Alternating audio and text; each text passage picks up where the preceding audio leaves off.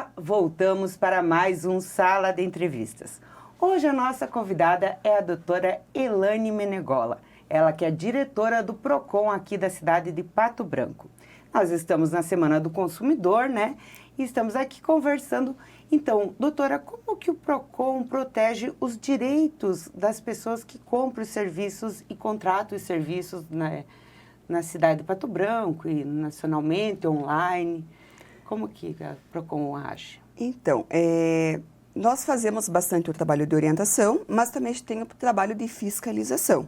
Então, no começo da entrevista a gente falou que o PROCON tem o poder sancionatório e muitas pessoas acham que fica somente no poder sancionatório com a aplicação de penalidades.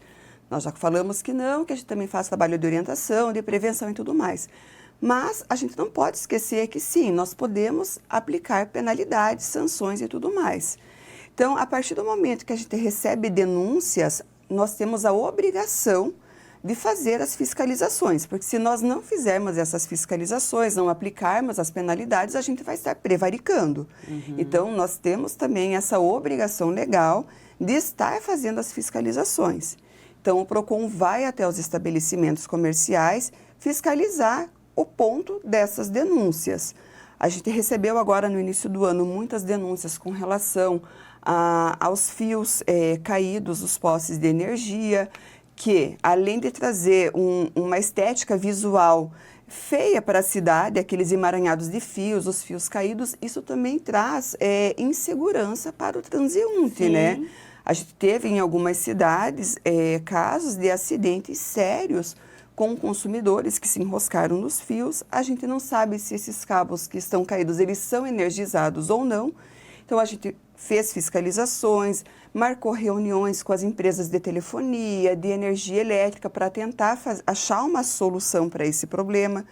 De início, a gente iria assinar um termo de ajustamento de conduta com as empresas, mas elas acabaram recuando e, em decorrência disso, nós instauramos um procedimento administrativo onde a gente está fazendo as apurações e, possivelmente, daí vai decorrer as penalidades. Então, é um trabalho de fiscalização que a gente faz juntamente com o setor jurídico do PROCON para a aplicação das penalidades. Outra situação é quando a gente faz as fiscalizações, por exemplo, em supermercados. Eu ia comentar. Eu já vi vocês fazendo fiscalizações nos mercados.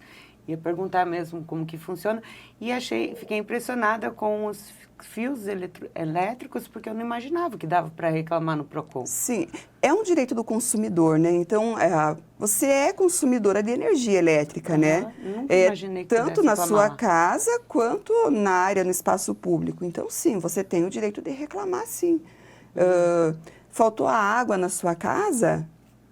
Está tendo, né, um corte de água, também você tem o direito de reclamar no PROCON. Final do ano, a gente aplicou uma penalidade na companhia de saneamento, justamente porque teve um determinado bairro aqui da cidade que ele nos relatava que todo final de semana era assim regularmente, todo final de semana acabava tendo aquela complicação com a falta de água no bairro. Então, a gente fez todas as averiguações, de fato estava ocorrendo.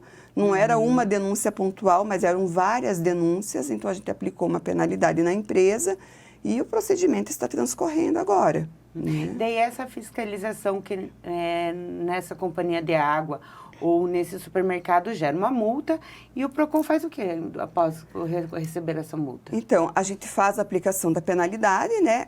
A empresa vai ter o direito de recurso, até ir para a via judicial para tentar anular a multa, caso o judiciário entenda que é cabível a anulação, é feita a anulação, mas na grande maioria as multas são mantidas. Quando as empresas pagam essas multas, as multas elas têm que retornar para o consumidor através de ações. Então, essas ações de orientação, esses trabalhos que a gente faz, planos de renegociação, tudo isso é feito através das multas que são recolhidas.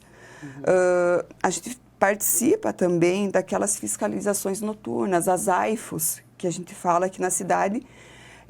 Tem uma determinação do Ministério Público que a cada 60 dias precisa ser feita uma AIFO. Então, o PROCON ele integra essas AIFO, que são ações integradas de fiscalizações noturnas. Então, a gente vai, acompanha as fiscalizações e dentro dessas fiscalizações, o PROCON já fez algumas autuações. Dentre essas autuações do PROCON, nessas fiscalizações noturnas pontuais, a gente fez apreensão de cigarro eletrônico.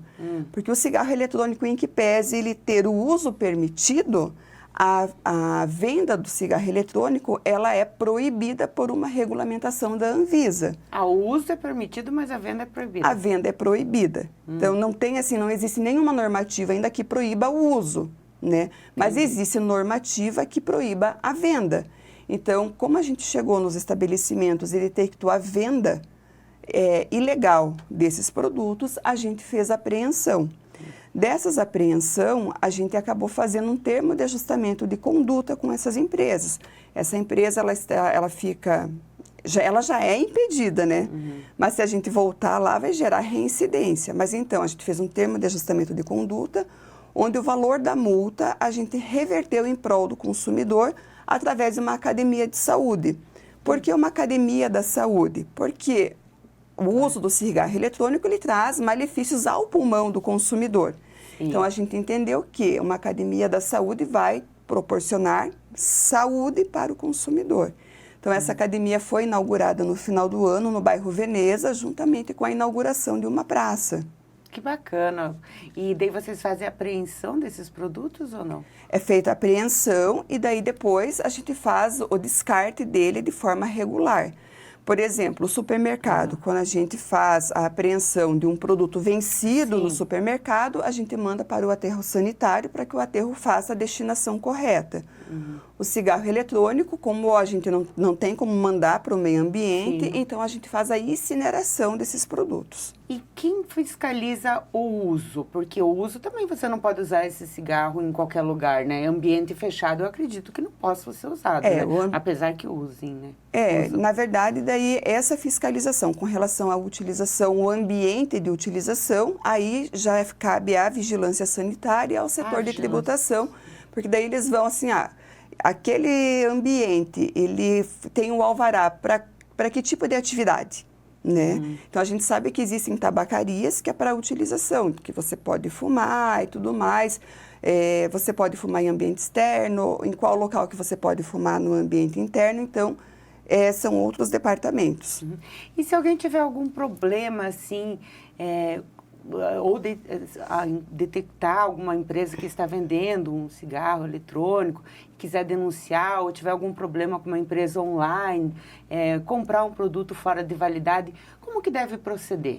A gente tem os canais de denúncia do PROCON, ele pode estar entrando em contato com os nossos canais de denúncia, o número do WhatsApp a gente pode deixar no final, até aqui na tela, o número de contato. Podemos deixar no GC. Isso, porque é bem importante, a gente sempre fala, é importante que o consumidor denuncie, porque o PROCON, ele tem essa obrigatoriedade de fazer essa fiscalização, mas nós não temos como estar em todos os locais a todo momento. Então, é importante a denúncia do consumidor, porque a gente já vai com aquela fiscalização focada naquela situação. Eu acredito que no ambiente online, para vocês, seja muito difícil também, né? Fiscalizar tudo, né? Se torna muito difícil. Então, quando a gente recebe a denúncia, a gente já consegue fazer a verificação mais fácil. Principalmente nas redes sociais, né? Sim. Nessa Semana do Consumidor, que mensagem final que a doutora deixaria para a pessoa que está em casa, talvez endividada, ou que vai fazer uma compra online? Que mensagem que você gostaria de deixar de considerações finais, assim? Então, é muito importante que o consumidor ele seja consciente, né? Então, ele seja consciente de quais são os seus direitos, de quais são os seus deveres. E que o Código de Defesa do Consumidor, ele não está aqui só para amparar o consumidor, ele está aqui para amparar a relação de consumo. Então, é preciso ele entender que nem sempre o consumidor ele tem razão, mas o Código está aqui para fazer essa proteção da relação de consumo como um todo. Então, para que o consumidor tenha essa empatia de olhar o fornecedor também, muitas vezes o consumidor procura a gente falando que ele está se recusando a fazer uma troca, mas realmente é a obrigação do fornecedor fazer a troca dentro de uma loja física. Então, ter esse olhar, se realmente esse direito é amparado, você tem esse direito amparado, né? E também ter essa consciência de buscar orientação. verificar se você está agindo corretamente, se você está comprando corretamente. Cuidado com os golpes estão aí, são inúmeros os golpes. Cuidado com o celular, né? O celular, a gente recebe diariamente ali várias mensagens e muitas vezes a gente entra, acessa, sem ter uma preocupação se você realmente está fazendo o correto, né? Tipo, acessando uma plataforma correta. Existem muitas formas de golpes onde eles solicitam uma foto selfie. A partir do momento que você faz uma foto selfie, já é uma assinatura digital. Então, muito cuidado. Então, o consumidor ele precisa tomar cuidado, saber quais são os seus direitos, né? Ele estar amparado pelos seus direitos. E quando ele tiver qualquer dúvida, qualquer informação que ele precise, para que ele procure os órgãos de defesa do consumidor, porque o PROCON, Ministério Público do Consumidor, a gente está aqui para amparar o consumidor. Como você falou no início da entrevista, né, os idosos, né, também os financiamentos, né, com pensionistas, né, tomar muito cuidado com esses financiamentos, né? Sim, os idosos são os principais alvos, na verdade, dos golpistas. Uhum. E o PROCON também tem muito, às vezes está fazendo muitas ações na praça pública, né? Então, às vezes pegar uma cartilha, né? Ir até o PROCON, visitar o site, né? Isso, até foi importante você falar isso, porque a gente está buscando fazer um trabalho descentralizado. Então, assim, não ficar só dentro do PROCON, mas ir também para os bairros, né? Então, a gente tem o PROCON nos bairros também que faz o atendimento descentralizado. Então, consumidor tem que entender que o PROCON está ali para auxiliá-lo. Ele é um órgão auxiliador. Eu falo que o PROCON desenvolve um trabalho social ao consumidor. Bacana. Parabéns, doutora, pelo trabalho do PROCON. Eu já precisei do PROCON, fui super bem atendida, resolveram o meu problema. Parabéns pelo trabalho de vocês. E obrigada por ter vindo aos nossos estúdios, nos dar essa entrevista enriquecedora. E seja sempre bem-vinda, está sempre convidada. E na Semana do Consumidor, né, vamos ficar atentos, né, para não cair em golpes. E sempre consultar o site do PROCON, né, procurar ajuda se estiver endividado, né. Vamos buscar orientações, né. Obrigada a você que esteve em casa e nos acompanhou em mais um Sala de Entrevistas. Um ótimo fim de semana.